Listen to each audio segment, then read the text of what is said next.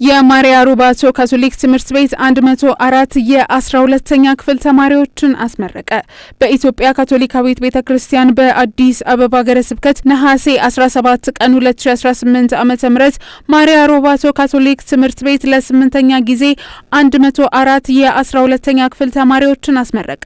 የምርቃት ስነ ስርዓቱን በጸሎት ያስጀመሩት የአዲስ አበባ ሀገረ ስብከት እንደራሴ ክቡር አባ ተስፋዬ ወልደ ማርያም ሲሆኑ በምርቃት ስነ ስርዓቱ ቅድመ መደበኛ ተማሪዎች መዝሙር አቅርበዋል። በእለቱም በትምህርታቸው ጥሩ ውጤት ላስመዘገቡ ተማሪዎች ሽልማት የተሰጠ ሲሆን ለሁሉም ተመራቂ ተማሪዎች የዲፕሎማ ሰርቲፊኬት ተሰጥቷል።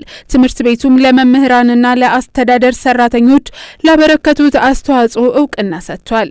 የማሪያ ሮባቶ ካቶሊክ ትምህርት ቤት ከትምህርት ማስተማር ባሻገር ተማሪዎችን በእውቀት በስነ ምግባርና በማህበራዊ እሴቶች በማነጽ ለማህበረሰቡ አስተዋጽኦ እያበረከተ የሚገኝ ሲሆን ትምህርት ቤቱ ተማሪዎች በትምህርታቸው ብቻ ሳይሆን ኃላፊነት የሚሰማቸው ለሌሎች አክብሮት ያላቸውና ለሀገር የሚጠቅሙ ዜጎች እንዲሆኑ በማስተማር ለአገር ጉልህ ሚና እየተወጣ ይገኛል።